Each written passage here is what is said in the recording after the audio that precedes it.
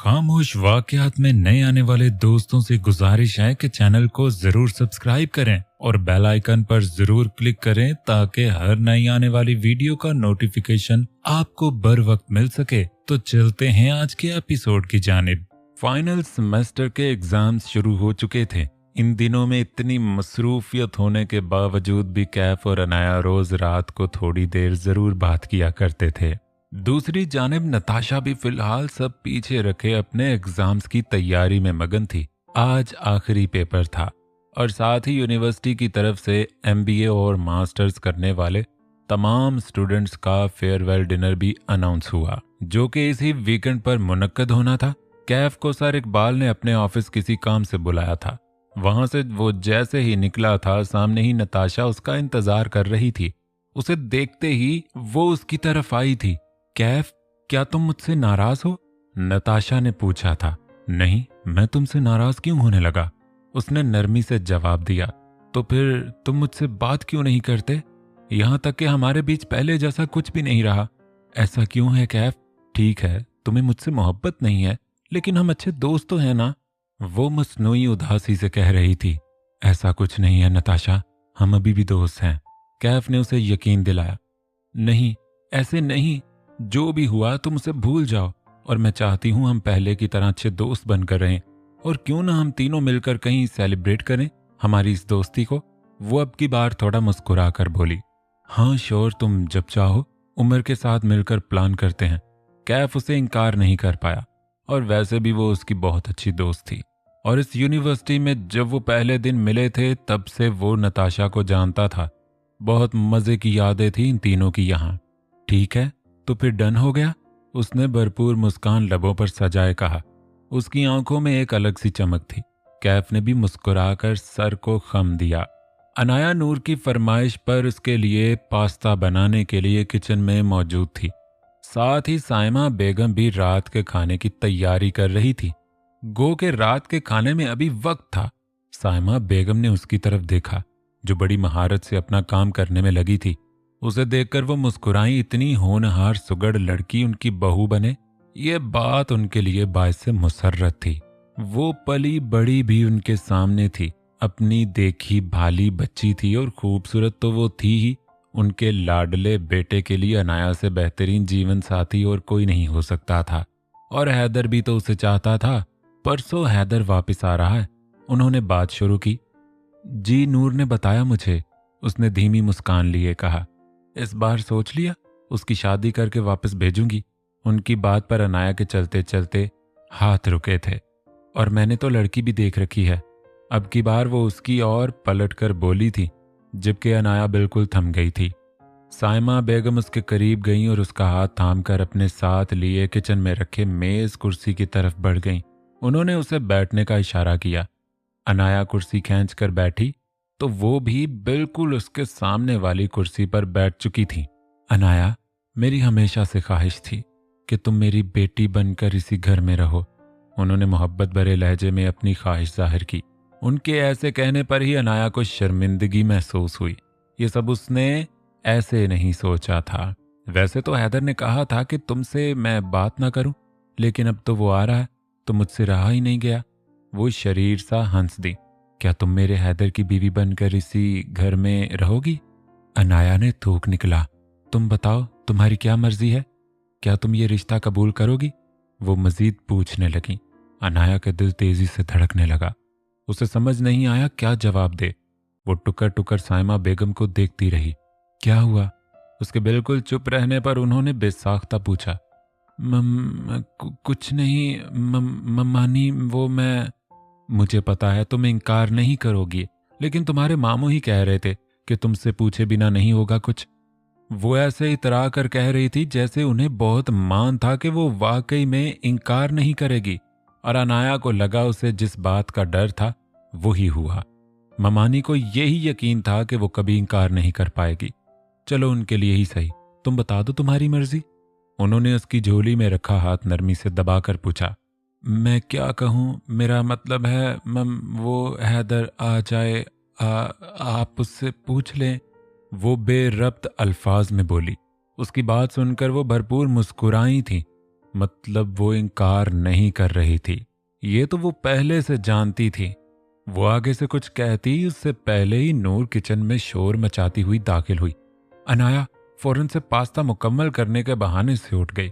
उसे लगा अभी के लिए वो बच गई है, लेकिन ये महज उसकी गलत फहमी थी, क्योंकि उसके जवाब को सायमा बेगम उसकी हाँ ही समझ बैठी थी। अनाया अपने कमरे में मौजूद यहाँ से वहां टहल रही थी। वो परेशान नजर आ रही थी। ममानी तो पूरी तैयारी किए हुए थी। उसे अंदाजा नहीं था ये सब ऐसे अचानक से होगा। वो तो हैदर के लौटने का इंतजार कर रही थी ताकि उसे सब बता सके, क्योंकि एक वो ही था जो उसे समझ सकता था, एक वो ही था जो इस मामले में उसकी मदद कर सकता था।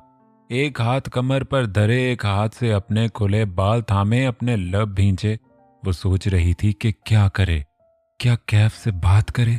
उसके दिमाग में आया, लेकिन फिर फौरन ही ख्याल झटक दिया, नहीं, कैफ से नहीं, कहीं वो फिर जज्बात में आकर कुछ गलत ना कर दे।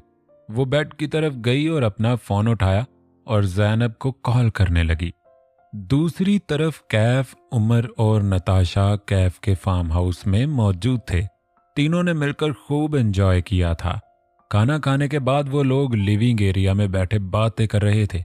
अरे यार, कैफ ने उस लड़के को जो मजा चखाया था ना, मुझे लगता है वो आज भी रात को लाइट ऑन करके सोता होगा, उमर ने हंसते हुए कहा। उसकी बात पर नताशा और कैफ भी हंस दिए। वो लोग यूनिवर्सिटी का एक किस्सा याद कर रहे थे कि कैसे कैफ ने एक लड़के के साथ प्रैंक किया था। कैफ के पास हमेशा ही अच्छे आइडियाज होते थे। नताशा ने उसकी ओर देखकर कहा, जो एक टांग सोफे पर रखे और एक नीचे किए बैठा था। अचानक उमर के मोबाइल पर मैसेज टोन बजी तो उसने अपना फोन देखा। यार, काफी टाइम हो गया है, अब चलना चाहिए। उमर ने फोन से नजर हटाकर इन दोनों को कहा। हाँ हाँ, हमें पता है किस बात की जल्दी है। नताशा ने उसे फोन की तरफ इशारा करके छेड़ा। नहीं यार, 11 बज गए हैं, काफी टाइम गुजर गया, पता नहीं चला, उमर बोला। हाँ, सही कह रहे हो, कैफ ने भी तायद की। अरे अरे, इसकी तो समझ आती है कि इसने अपनी मंगेतर से बात करनी है, लेकिन तुम्हें किस बात की देर हो रही है, नताशा ने कैफ से कहा। कैफ उसकी बात का जवाब देता इससे पहले ही उमर बोल पड़ा। तुम दोनों बैठ के बहस करते रहो, लेकिन सॉरी, मुझे जाना है। उमर जल्दी से उठ गया। उमर, साथ चलते हैं, कैफ ने उसे रोका। उसे भी लगा काफी देर हो गई है। कैफ, क्या मेरे लिए तुम थोड़ी देर और नहीं रुक सकते? और वैसे भी इतनी देर भी नहीं हुई, नताशा ने मासूम सी सूरत बनाकर उसे कहा, जिस पर उमर ने कैफ की ओर देखते हुए कंधे उचका दिए। ठीक है, लेकिन ज्यादा देर नहीं, कैफ ने हामी भर ली। ठीक है, तुम दोनों रुको, लेकिन मेरा जाना जरूरी है, उमर कहकर जा चुका था। कैफ के मान जाने पर नताशा बेहद खुश नजर आती थी। अनाया लॉन में तन्हा खड़ी थी। खाना खाने के बाद सब कमरों में सोने के लिए जा रहे थे। अनाया कॉफी बनाने आई थी, लेकिन आज उसका दिल नहीं किया कॉफी पीने का, और नींद भी आंखों से ओझल थी, इसलिए वो लॉन में आ गई। कितनी ही देर वो अपनी सोचों में गुम थी जब अपने पीछे कदमों की आवाज पर वो पलटी थी। फैसल साहब उसके पीछे खड़े थे। अनाया उन्हें देखकर मुस्कुराई। आप सोए नहीं? अनाया ने पूछा। फैसल साहब चलते हुए उसके पास आए। मेरी बेटी भी तो जाग रही है, उन्होंने कहा। मैं बस यूं ही, नींद नहीं आ रही थी। नींद न आने की बहुत सी वजूहात होती हैं। उनकी बात पर अनाया सूदा सा मुस्काई। जानता हूं आपकी ममानी ने आपकी और हैदर की शादी की बात की है आपसे। अनाया ने चौंक कर उन्हें देखा था। मतलब वो भी जानते थे सब? मैं भी इस हवाले से आपसे बात करना चाहता था। वो बोले तो अनाया का दिल सुकड़ गया। उसका दिल किया वो यहां से गायब हो जाए। अगर मामू ने उसे कहा कि वो हाँ कर दे, या वो कुछ ऐसा कहेंगे जिससे वो उन्हें इनकार नहीं कर पाएगी। ओफो, अब क्या होगा? उसने बेख्तियार आंखें मींची थीं। देखें बेटा, इस रिश्ते को लेकर आप पर कोई दबाव नहीं है। आपकी मर्जी को पूरी अहमियत हासिल है। मैं चाहता हूं आप मुझे और साइमा को अपने माँ बाप की जगह रखें। मामू, आप और ममानी मेरे लिए माँ बाबा से बढ़कर हैं, वो जल्दी से बोली। फैसल साहब मुस्कुराए थे। इसमें कोई शक नहीं, मैं जानता हूं आप हमें इनसे बढ़कर चाहती हैं, लेकिन बेटा, मैं नहीं चाहता आप सिर्फ इसी वजह से हाँ कर दें कि आप ये समझें हमारे आप पर एहसान है। ऐसा बिल्कुल नहीं सोचना। मामू, अनाया की आंखें डुबडुबा गईं। अगर आप इसे रिश्ते के लिए इनकार भी करती हैं तब भी आप मेरी बेटी रहेंगी। मुझे बहुत खुशी होगी अगर आप हमेशा इस घर में मेरी बेटी बनकर रहें, लेकिन मैं चाहता हूं आप वो करें जो आपका दिल कहता है। उनकी इतनी मोहब्बत से कही इस बात पर अनाया का दिल डूबने लगा। उसने अच्छा नहीं किया था, ये सब गलत था। उसकी आंखों से अश्क बहने लगे। अगर आपको हैदर नहीं पसंद तो, उन्होंने उसके आंसू साफ करते हुए कहना चाहा, जिस पर अनाया तेजी से बोली, नहीं मामू, ऐसा नहीं है। हैदर बहुत अच्छा है और आपसे भी बहुत अच्छे हैं, लेकिन मामू मैं अच्छी नहीं हूं, वो रोते हुए कहने लगी। नहीं, मेरी अनाया तो बहुत प्यारी है। उन्होंने दोनों हाथों में उसका चेहरा थामा। नहीं मैं। वो अपना चेहरा झुकाकर मजीद रोने लगी तो फैसल साहब एकदम परेशान हुए। क्या हुआ है अनाया?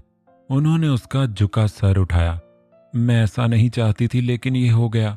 मैंने आप सबका मान तोड़ा है मामू, मैं अच्छी नहीं हूं। वो रोते हुए नफी में सर हिला रही थी। फैसल साहब सही मानों में अब परेशान नजर आने लगे। मुझे किसी और से मोहब्बत है, वो मेरे साथ यूनिवर्सिटी में पढ़ता है। वो शर्मिंदा से बोली तो फैसल साहब एक पल के लिए बिल्कुल चुप हो गए। प्लीज मामू, आप मुझसे नाराज मत हो। वो जल्दी से उनका हाथ थाम गई। उनको जैसे चुप देखकर अनाया के अश्कों में रवानी आई। उसे महसूस हुआ जैसे उसने अपने बाबा को आज फिर से खो दिया है। ओहो मेरे बच्चे, इसमें रोने की क्या बात है? आज अगर तुम्हारे बाबा जिंदा होते तब भी आप ऐसे ही अपनी ख्वाहिश का इजहार करती ना, तो आपने मुझसे भी किया। और मैं भी यही चाहता था कि मेरी बेटी का पूरा हक है, क्योंकि ये जिंदगी आपकी है और वो ही होगा जैसा आप चाहेंगी। फैसल साहब ने प्यार से कहा तो अनाया उनके सीने से लग गई। उन्होंने मुस्कुराकर उसका सर थपका। बिल्कुल भी परेशान होने की जरूरत नहीं है, उन्होंने उसे तसल्ली दी। दोनों एक ही सोफे पर आमने सामने बैठे थे। कैफ ने अपनी गोद में कुशन रखा हुआ था। नताशा की नजर उसके फोन पर गई जो वहीं सोफे पर पड़ा था। कॉफी नहीं पिलाओगे? नताशा ने कहा। Sure, why not? उसने खान सामा को आवाज देनी चाहिए, लेकिन नताशा ने टोक दिया। नहीं, मुझे तुम्हारे हाथों की बनी हुई पीनी है, उसने फरमाइश की। लेकिन नताशा मुझे। इससे पहले वो इनकार करता नताशा बोल पड़ी। कैफ, तुम बहुत अच्छी कॉफी बनाते हो, ये बात सिर्फ मैं और उमर जानते हैं, और मुझे तुम्हारे हाथों की बनी ही पसंद है, वो मुस्कुरा कर बता रही थी। कैफ को नाचार उसकी बात माननी पड़ी और वो कॉफी बनाने के लिए उठ गया और उसका फोन वहीं पड़ा रहा। उसके जाते ही नताशा की आंखें चमकी। अनाया कमरे में आई तो फ्रेश होने वॉशरूम में चली गई। नाइट सूट पहनकर वो लाइट ऑफ करके बेड पर आकर बैठ गई। नूर औंधे मुंह लेटे सो रही थी। उसके चेहरे पर अब कोई परेशानी ना थी, बल्कि एक अलवही सी खुशी थी। वो फैसल साहब को कैफ के बारे में सब बता चुकी थी और वो मान गए थे। वो अब ये जल्दी से कैफ को बताना चाहती थी। उसने साइड टेबल पर रखा फोन उठाया और कैफ को कॉल की। दूसरी तरफ नताशा, जो कैफ का फोन उठा चुकी थी और उसी वक्त अनाया के नंबर से आती कॉल देखकर वो जितना अपनी किस्मत की इस मेहरबानी पर हैरान होती कम था। उसने जल्दी से फोन साइलेंट मोड पर किया। अनाया की कॉल अभी भी आ रही थी। नताशा तेजी से अपनी जगह से उठी थी और लिविंग रूम के कॉर्नर में मौजूद वॉशरूम की जानिब बढ़ गई। वॉशरूम आकर उसने जल्दी से दरवाजा बंद किया और गहरी सांस ली। फोन की तरफ देखा जिसकी स्क्रीन पर अनाया के नाम के नीचे मिस्ड कॉल लिखा था। उसी वक्त दोबारा से कॉल आने लगी तो नताशा ने कॉल पिक की। मैंने कॉल नहीं की तो तुम भी नहीं करोगे। दूसरी तरफ से कॉल रिसीव हुई तो अनाया मसनूई खफगी से बोली, हेलो। नताशा ने उसकी बात के जवाब में एक अदा से कहा, कौन? अनाया सीधे हो बैठी। कॉल तुमने की है, नताशा बोली। अनाया ने फोन कान से हटाया और नंबर चेक किया। कैफ को ही तो कॉल की थी उसने। मुझे कैफ से बात करनी है, अनाया हिचकिचा कर बोली थी। उसे लगा शायद कैफ की बहन या उसकी मदर ने कॉल पिक की हो। वो अभी मसरूफ है, नताशा ने कहा। क्या आप बता सकती हैं वो कब तक फ्री होगा? अनाया ने पूछा। पता नहीं, नताशा कहकर फोन बंद कर चुकी थी, जबकि अनाया यूं अचानक फोन बंद होने पर हैरान हुई थी। दूसरी तरफ नताशा कैफ का फोन स्विच ऑफ कर चुकी थी। उसके लबों पर पुरस्रार से मुस्कुराहट थी। वो वॉशरूम से निकलकर बाहर डाइनिंग टेबल की तरफ आई और एक कुर्सी पर कैफ का फोन रख दिया ताकि वो उसे आसानी से ना मिले, और चलते हुए सोफों की तरफ आई जहां कैफ कॉफी बना लाया था और अब सोफे पर से कुशन उठा उठाकर अपना फोन ढूंढ रहा था। क्या हुआ? वो कॉफी का मग उठाकर वहीं बैठ चुकी थी। मेरा फोन इधर ही था, कहाँ गया? उसके माथे पर बल थे। इधर ही होगा, उसने कॉफी का सिप लेते हुए कहा। नताशा, मेरे ख्याल से बहुत देर हो गई है, अब हमें चलना चाहिए। कैफ यहाँ वहाँ फोन तलाश करता हुआ बोला। हाँ हाँ, मैं भी सोच रही थी कॉफी पी के निकलना चाहिए। मैं तुम्हारे फोन पर रिंग करती हूँ, उसने हल बताया। कैफ ने सर हिलाया तो नताशा ने अपने बैग से फोन निकाल के कैफ के नंबर पर कॉल की। कैफ उसकी तरफ ही देख रहा था जो फोन कानों से लगाए सोफे की पुश से टेक लगाए बैठी थी। तुम्हारा सेल ऑफ जा रहा है, उसने बताया तो कैफ हैरान हुआ क्योंकि फोन की बैटरी तो अच्छी खासी थी। अच्छा, मैं निकलती हूँ। कॉफी खत्म होते ही वो उठ खड़ी हुई तो कैफ भी सीधा हुआ जो टेबल के नीचे झुका फोन देख रहा था। Thanks for the dinner and coffee, Natasha ने मुस्कुराकर शुक्रिया अदा किया तो कैफ ने सर को जुम्बिश दी।